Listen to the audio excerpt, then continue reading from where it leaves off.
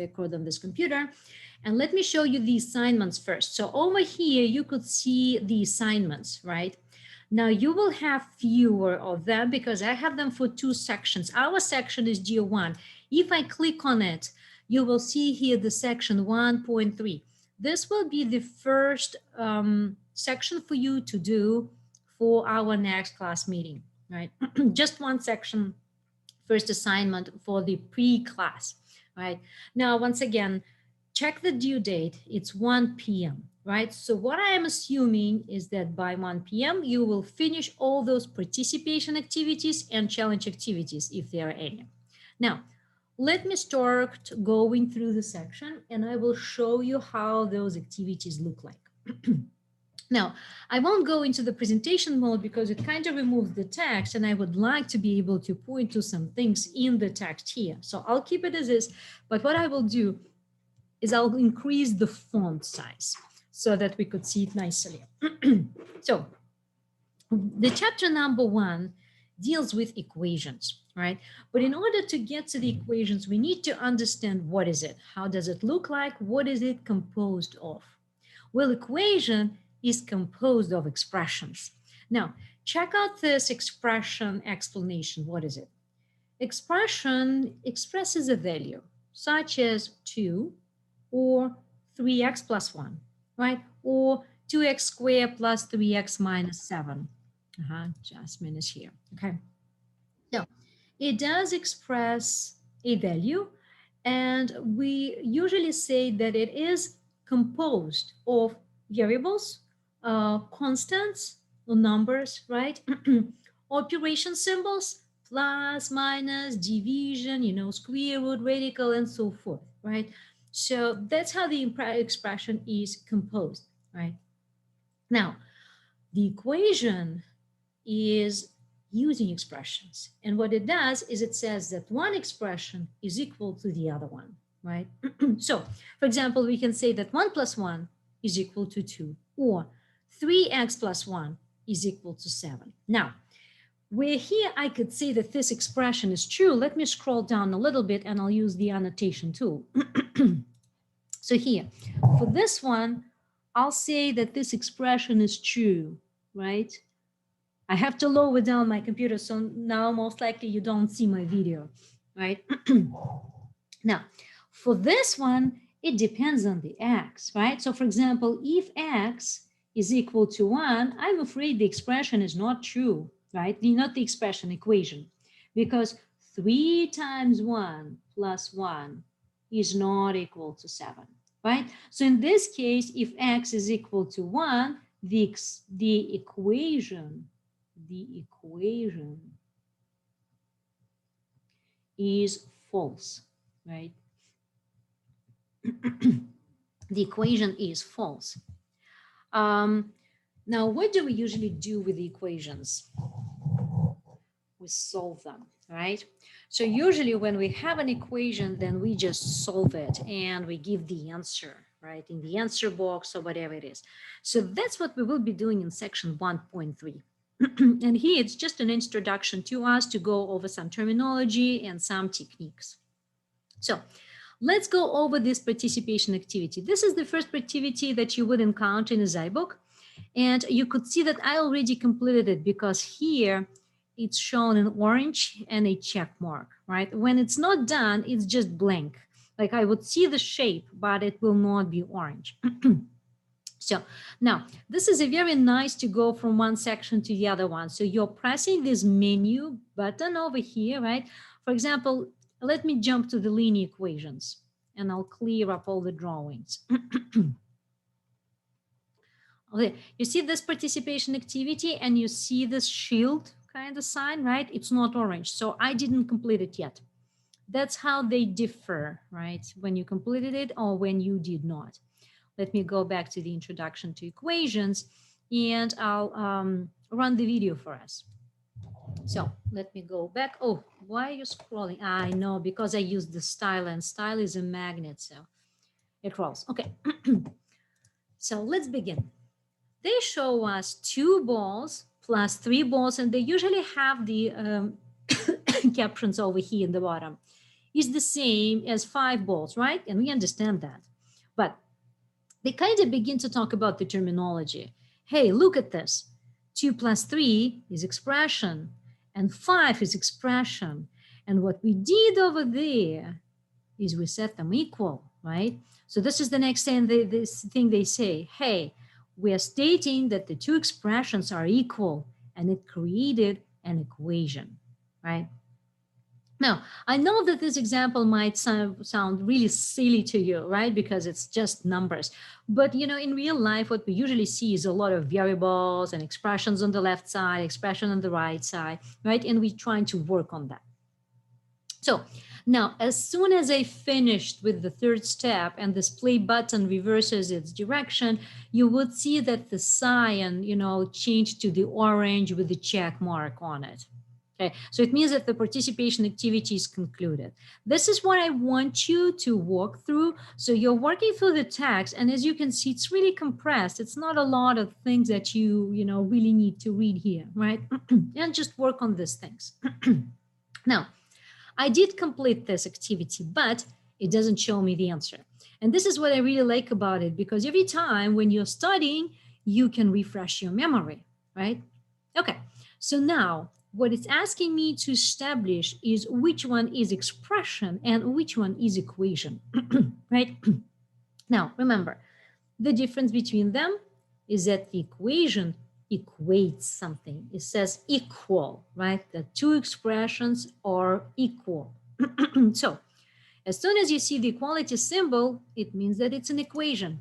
And it doesn't matter whether the equation is true or false, right? Check this one out. It doesn't have the equality symbol, right? So I will call it an expression. Now, if I choose the wrong one, it will still explain me that the expression is not equated to anything, right? Okay. Now, this one, x plus 1 equals to 5. So once again, we are not solving it. We are just checking what is it, equation or expression. Well, since I see the equality symbol, it's equation, right? Check this one. It's an expression, isn't it? Right? This one is expression because no equality symbol. And this one is just one number. We still call it expression, right, in algebra. And we say, hey, no equality symbol, so it's expression, right? So something like that. Now, what we will be doing with equations is we will be modifying them. We will be rewriting them as equivalent, right? So we'll be doing some manipulations to them, which are legal manipulations. So we allow it to have it. It was proved that they are safe, that they preserve the answer, right? The solution. So when we say equivalent, it means that the given equation we rewrote as a new one, but the solution to it is the same as the solution to the previous equation, right? Now, usually we will be solving equations because we would like to find the value of that x that makes it true, right? So it means the solution. So for that, we're using some properties, and and let me move a little bit. I know that it's not, let me do this. It's not giving me to scroll to the left. Let me see. I don't know why the table looks like this. You see the reflexive property, like everything is moved. So let me try to reload the page to see if they can give us an appropriate naming. Here, yes, I'm having them back. Okay, much better, much better. Okay, so here are the properties of equality. What can we do? Well, first of all, it's not like what can we do, but it's what can we say. 4 is equal to 4, x is equal to x, c is equal to c, and so forth. We really don't use it here in this course, but it is being used in future math topics and in computer science a lot. So reflexive properties, while it's a very useful one, we don't use it that much here. It's clear to us what does it mean, right? The number equals itself. Now, Symmetric property we often use because we would like to write the answer in the form x equals to number, a equals to number, and so forth. Now what it says is that we can switch the sides of the equality, right? So they say the order of equality does not matter. And I absolutely agree. 4 is x, x is 4.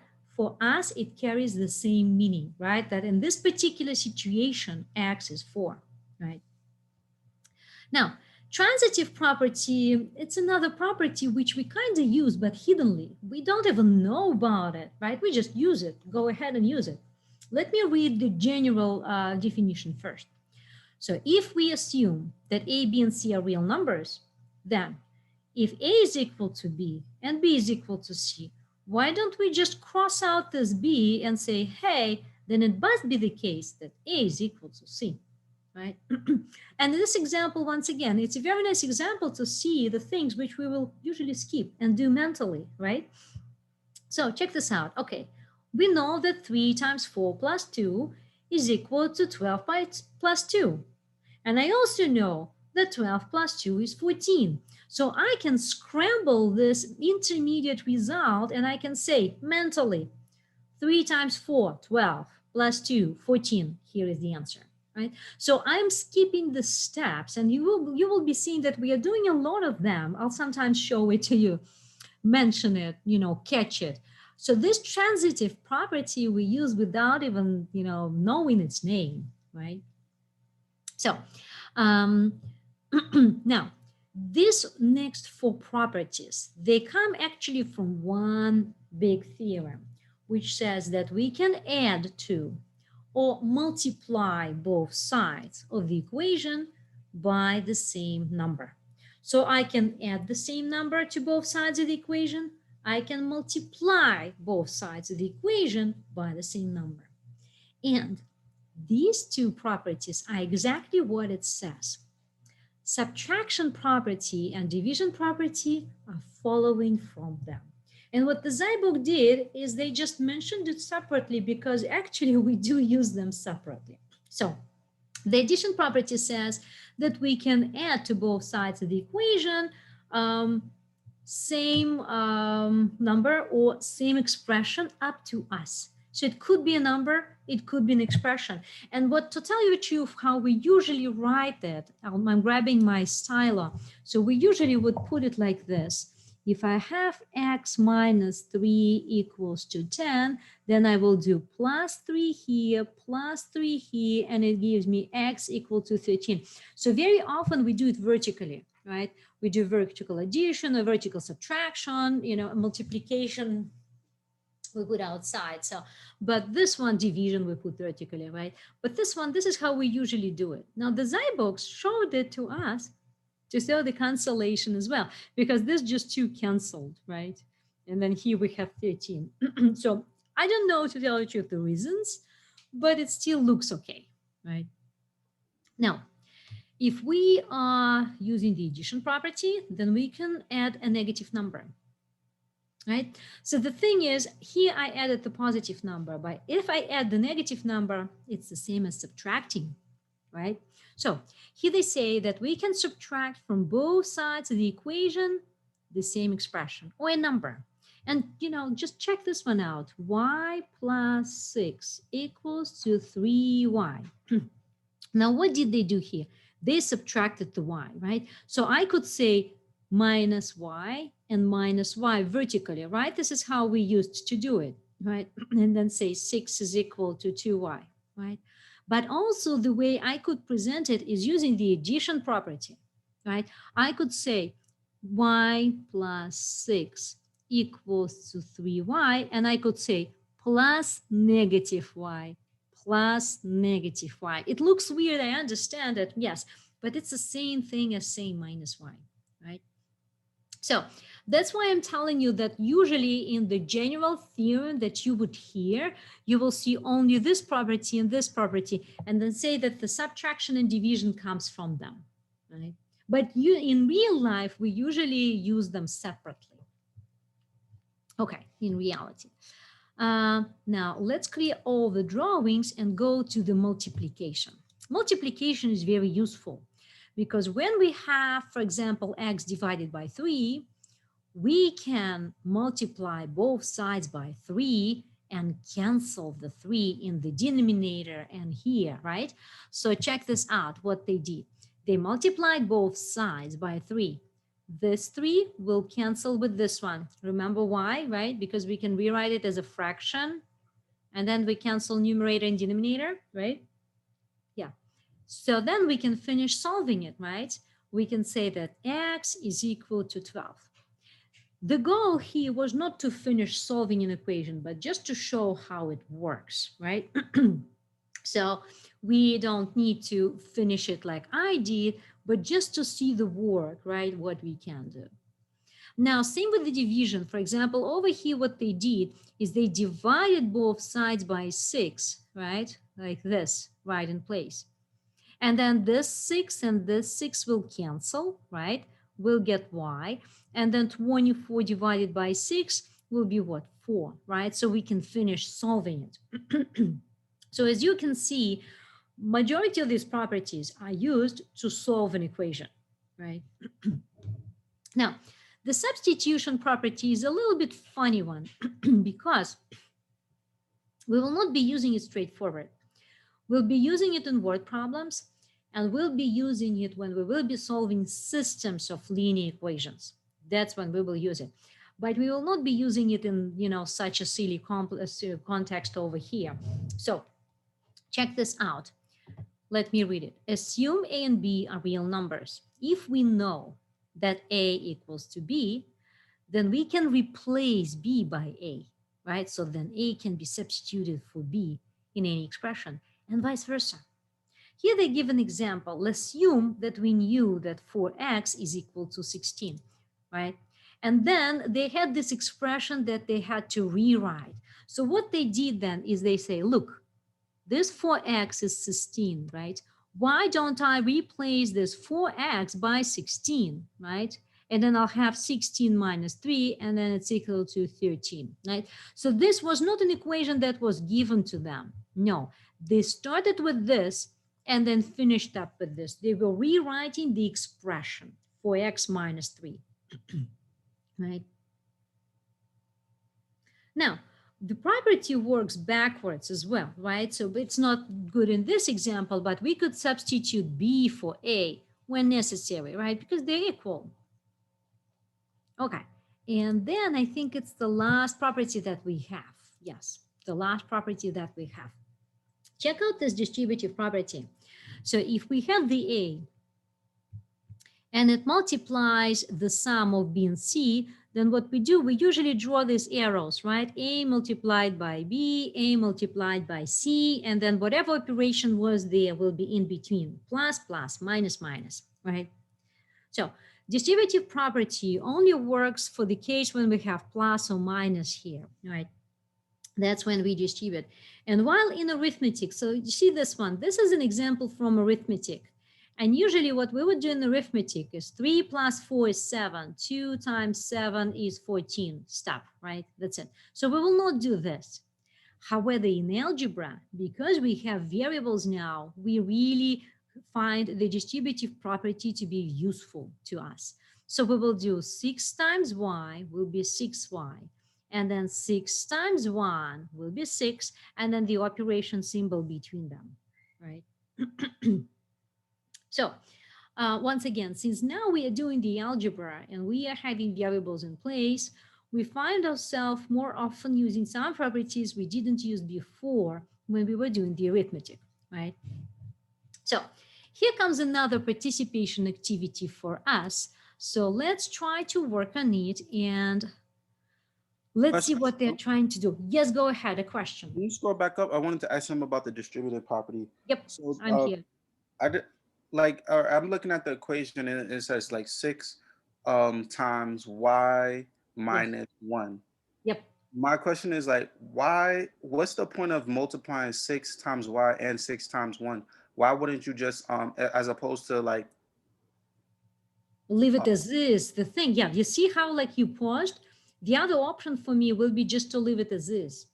oh right. So Yeah. like this time multiplying the 6 times the y, and 6 times 1 and subtracting, that's what's going to give you the value of y. Yeah, yeah, we don't have an equation here, but this is where it comes from. Just imagine having this. Let me write an example. 7 times y minus 3 plus 4y plus 5 is equal to 2y, right?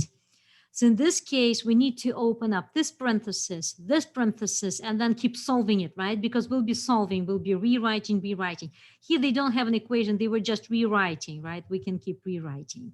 But the distributive property we'll need in this situation. When there is more than one, we can combine like terms, later on we'll see them, and so forth. Yeah. Okay. Mhm. Okay. Let's go.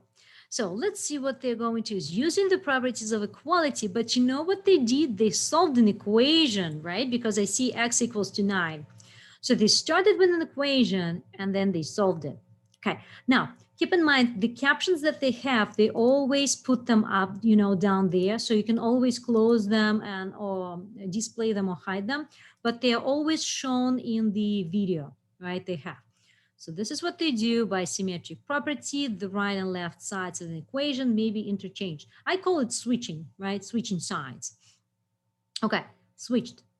And then by the addition and subtraction properties, any real number may be added to or subtracted from both sides. Now they added 3, right? So what it will do is it will eliminate the negative 3 plus 3, right? And it will leave us only with the 2x on the left side. On the right side, we have addition, right? 15 plus 3 is 18. Okay, got it. Now the last one is division. Both sides of the equation might be divided by a real number. Yeah, the only thing here is don't divide by 0, right? Because division by 0 is undefined. But by 2, yeah, sure, go ahead. Now what happens over here is that this 2 cancels with this 2, right? And then we're getting that x is equal to 9. So last step for us. The properties of equality can be used to solve for x, right? So x is equal to 9. Done. So after that, you will see that this one is a check mark, right? Once again, as I told you, since I already did all of them, I practiced, right? They are marked as done.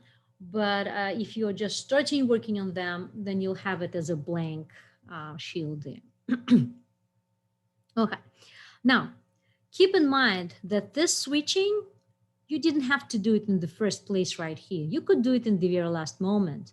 Because if you didn't switch the sides, you could use the same operations. Check this out. You will have 15 equals 2x minus 3. And like they did, I'm going to change the pen. Plus 3 plus 3, right? So we have 18 here. We have these ones canceled, right? 2x. And then we divide both sides by 2, right? So we get 9 equals to x. This is my 9. I apologize. It looks like G, but my G's are usually like this. So you won't mix them. So then I switch the sides, x equals to 9. So this property, right, that we could use, symmetric property, we can do it at the very end. You're not asked to do it from the very beginning, okay? Any questions, let me know. Let me do this. Okay. Let's clear all the drawings and let's scroll down. I think it's one last participation activity. Yes, one last participation activity for us. Oof. Determine which step in the simplification does not follow from the previous step. So here what they're trying to see is if we can catch the moment when something went wrong, right?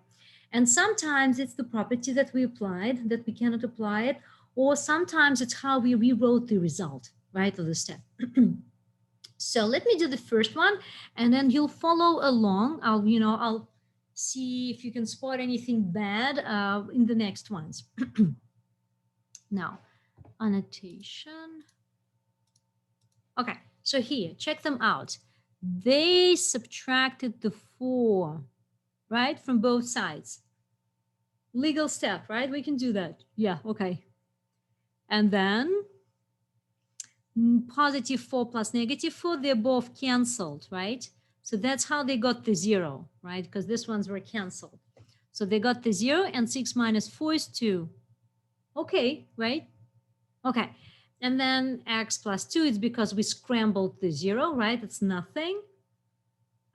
Okay, so then there is no error here, right? Looks like everything is okay. So I should choose no error here. No error, right? So here it's just, a silly comment. The lines correctly modify each equation to solve for x. But pay attention to modify, right? So we apply those rules, and those rules, after we rewrite it, we have the correct answer. Now, take a look at the next one. See what they are doing. They're subtracting 3, right? And then, so tell me, what do you think? It's wrong, right? It's wrong. The answer is not 24. X is 9, right? Because if you divide both sides by 3, you get 9. But tell me, please, which step do you think is incorrectly done? I'm checking the chat messages. First step. I agree with Leo that the first step, like, we are on the wrong path, right? We shouldn't subtract the 3. We should divide the 3. Do you know what the answer will be? Let's check it. Do you see what they say? Although not the best first step, they agree with us. The step is correct. 3 can be subtracted from each side. So you see what happens here. The person who did it, they applied the rule correctly, but they didn't get the result correctly, right? So we'll have to choose the second step for it. Yes, then the second. Yes, you're absolutely right. The correct answer would be 9. Now, what they want us to practice to catch is not whether the step was not in the right direction, right? But whether it was legal or not, right? And this step is legal, but this one is not, because from here you cannot get that it's 24, right? So they will say that this step was incorrect. Yeah. And this one, it's not in the right direction, but it's a legal step, right? Okay, check this one out. I have a question. Yeah, go ahead. Do you please? I'm not really good with this, so can you show it on the side with your pen, like how to actually do it? Okay, yes. Okay, but but don't be scared. We'll be working on them in the next class. So yes, okay. so the correct way of doing it will be, since this is a multiplication of 3 and x, right? We want to undo it. We will divide both sides by 3, right? So, and then if we do the division, we have the x, and then the 27 by 3 will be 9. So this is how to solve it correctly. Yeah. All right, thank you. Okay, we are looking at item number 3. What do they do? Okay, they are subtracting the 3z. Yeah, this one we cannot solve it, right? You see that we cannot solve it because it has 3 variables, right? X, Y, Z. So we cannot do that one. But just let's see if the steps are legal, right? Yeah, this one looks good. Don't you think so? 3z minus 3z, and this is minus 3z. So from here, we get nothing, right? Like these two are canceled. No, they do have a mistake. What about this one, right? 6 what? It should be what? 6? 9z minus 3z, what is it? Isn't it 6z, right? 6z, yeah, 6z. Okay, so then this step is wrong, right? So they got the wrong result. Here, yeah. Yeah, and you see they say it.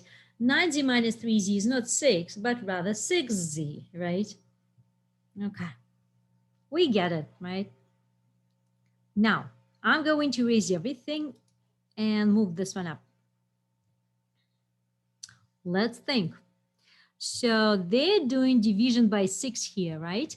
It's like we can imagine, right? Dividing it by 6 and this one dividing by 6, right? Okay. Now, from here, 12 divided by 6, it's a 2x, I agree, right? Over here, do you agree with them or not?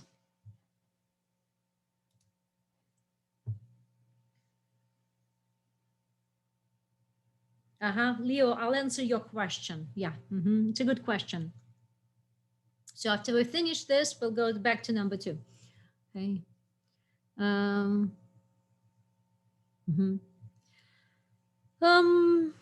You know what I don't like? I don't like the 6 here. I don't know about you, but you remember this one? When we divide an expression, right, by a number or by one monomial, we'll have it later, we need to apply both divisions. So we should divide 6 by 6, and we also should divide 6 by 6. So how come did they get the 6 here? Isn't it so, right? 6y divided by 6 would be y. And then 6 divided by 6 is 1. It's not 6, right? So this one is an error, right? This one is an error. Here, this one. Yeah. You see how they split it up, right? And they get that it's 1, y plus 1. Yeah. Okay. Any questions about number 4? If you don't have any, we'll go to number 2 back.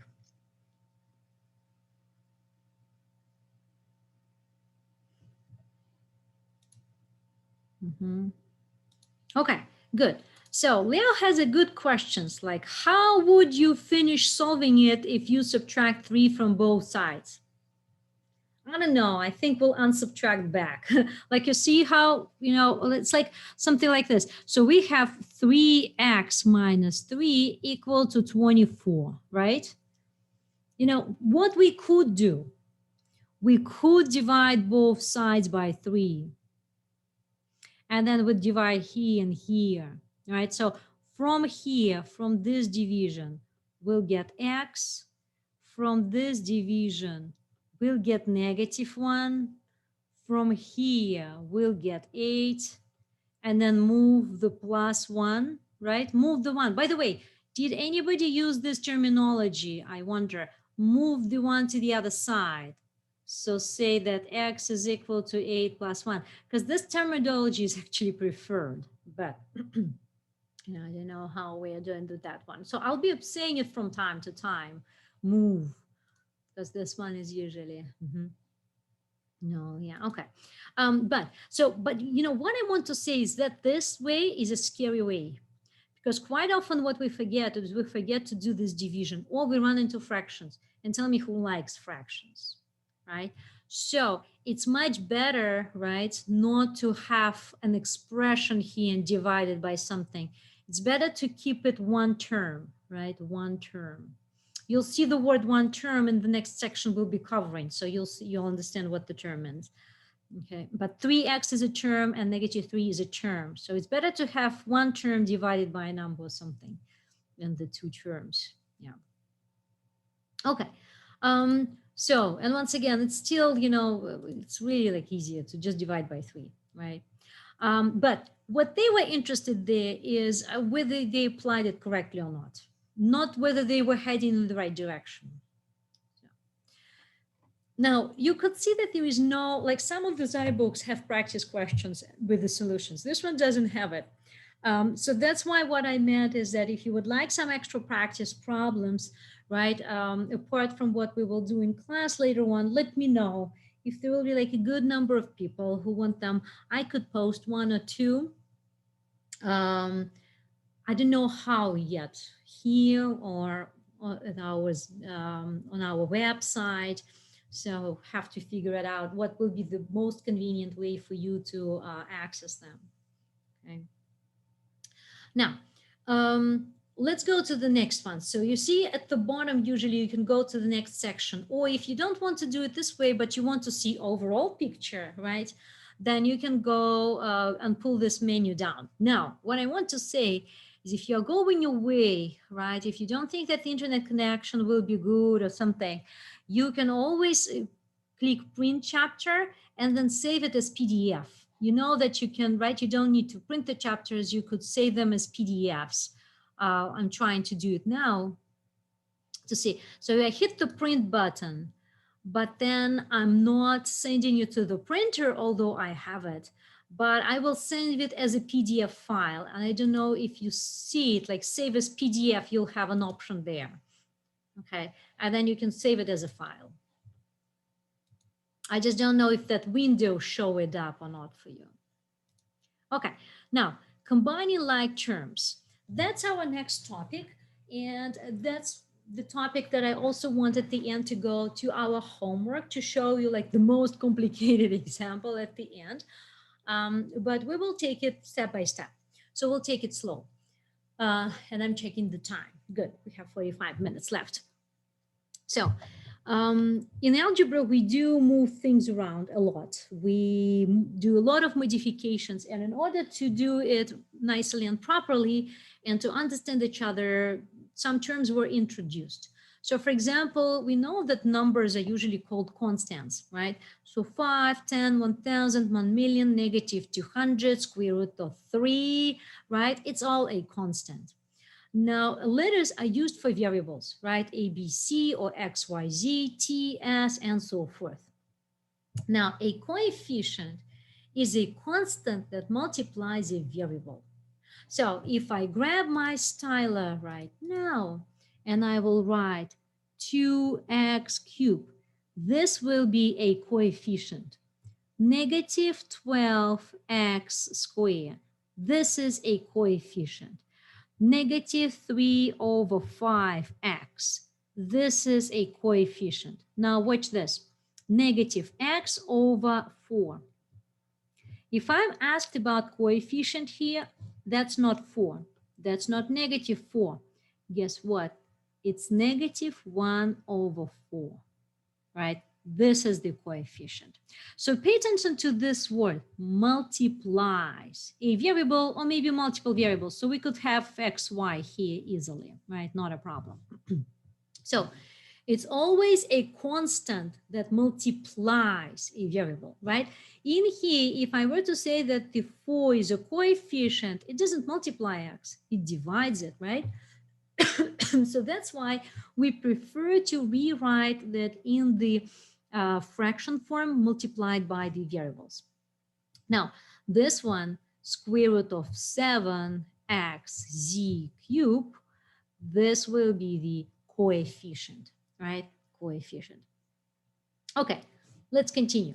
A term, look over here. A term, right, is a constant. Okay, so it's like 5, or a product of coefficients in variables, possibly raised to some power. So check this one out. 12, it's a constant, and it's also a term, right? And then 3x squared y is a term, where 3 is a coefficient. So coefficient is also called coefficient, number coefficient. So that's another like full name, number coefficient. And it probably gives us more idea of what is it, right? Number. So 3 is a coefficient. Now, what we can do with terms is we can combine them into expression. That's how the expressions are built, right? So actually everything starts with numbers and then variables. And then we probably multiply the numbers by variables. Then we can, we compose those terms. And then we add up terms, so subtract terms and so forth, and we form an expression, right? So expression is formed by terms. There could be one term, there could be 2 terms, there could be 3 terms. Take a look at this one. This one is 3 terms. This is a term, this is a term, and this is a term. And you see what I'm doing? When expression is already composed, and if I'm asked what are the terms, I always take them with this sign, right? So if I had a minus here, it would be negative 3x is a term. And this one is a term, right? So it's like a convention that I'm taking them with the sign, okay? Okay. Let me clear them up and let's go to the participation activity. So check this out. They show us how the terms are combined and then how the expression is built. So they're kind of starting from the smallest parts.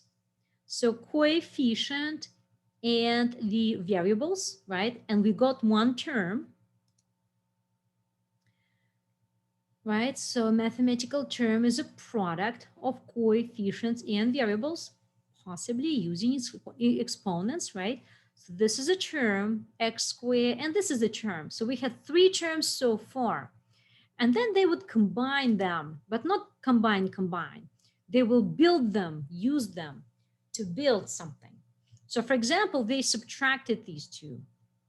And then 16 is there, right? So we have an expression here. Now, if I have this one as a ready expression, you know, if I didn't do all this stuff, then my terms in it, let me use my stylum.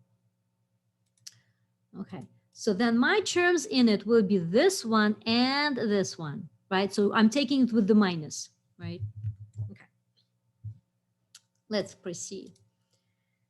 And then expressions can be equated to form equations. So you see now that they say, hey, x squared minus 3xy should be equal to 16. And we are not going to solve it, right? Because it has two variables, right? So something like that. Now, once again, as soon as I finished it, you will see here that it became orange with the check mark. Okay, captions I can hide, feel free to do so. And then here is our next participation activity for us.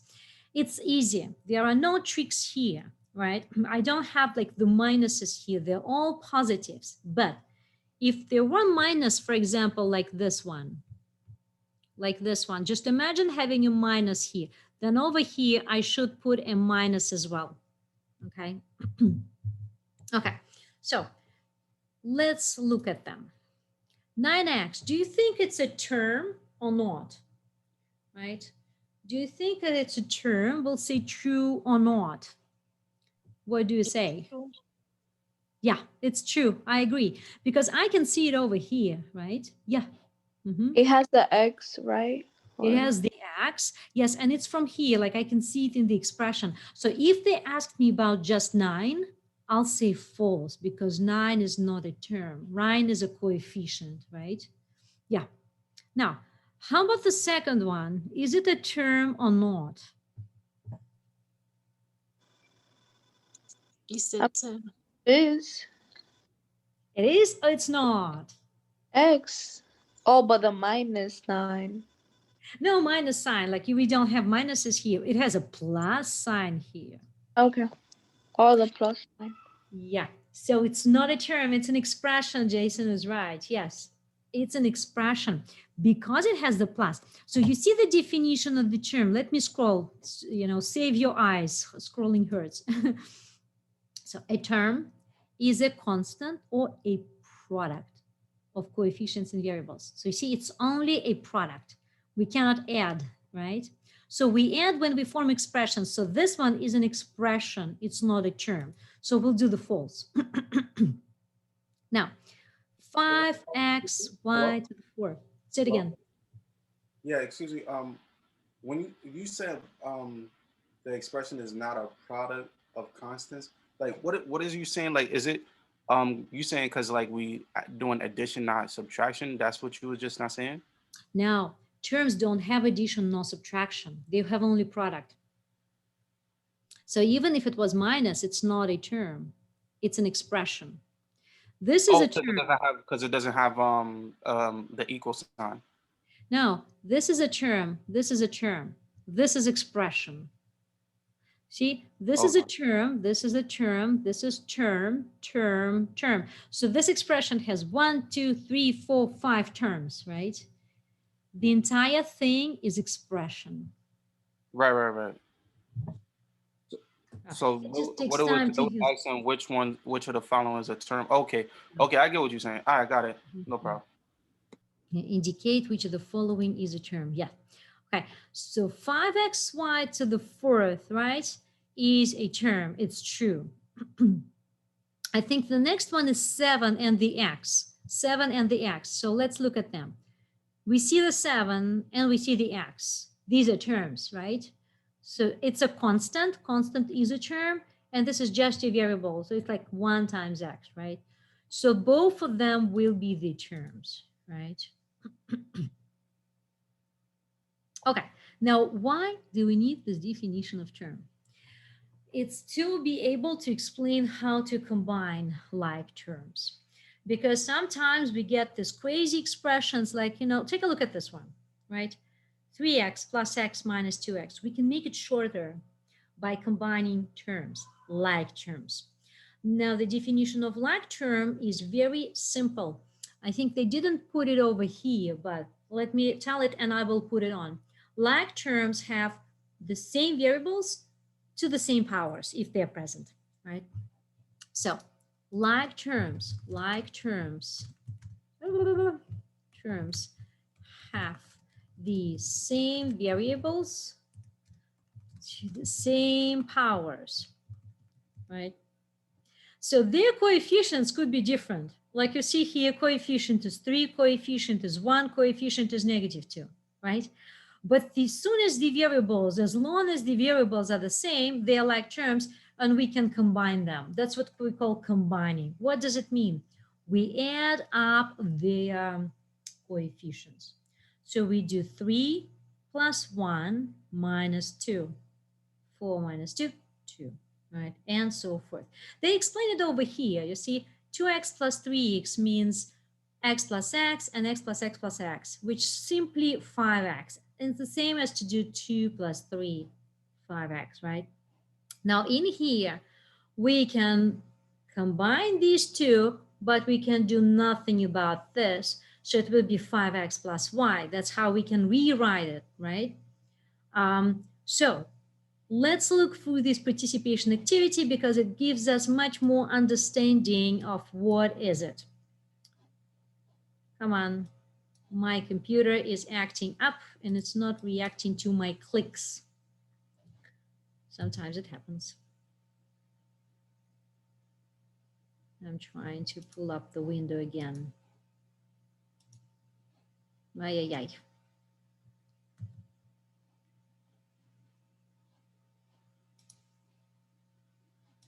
I wonder what you can see. Can you see my screen still?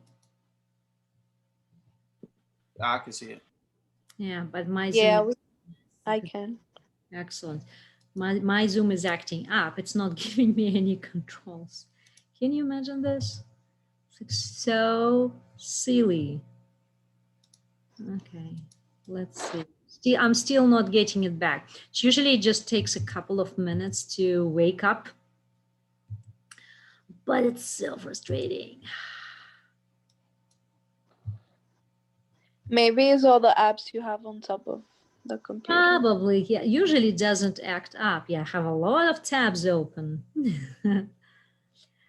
But you see, I can do the switching between the windows, but I cannot. Oh, my mouse, I think, is back.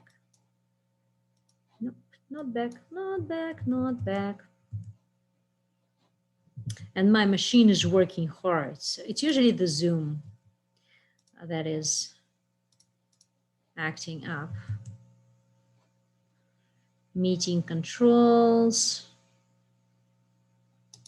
You can close that one, but it won't help. Ay, ay, ay. Come on, wake up.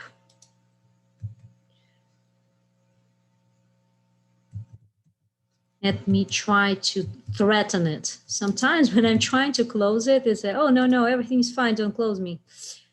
Cancel. Okay, so if anything, I'll leave the meeting, but somebody will stay as the host. And then when I reconnect, I'll be able to become the host again.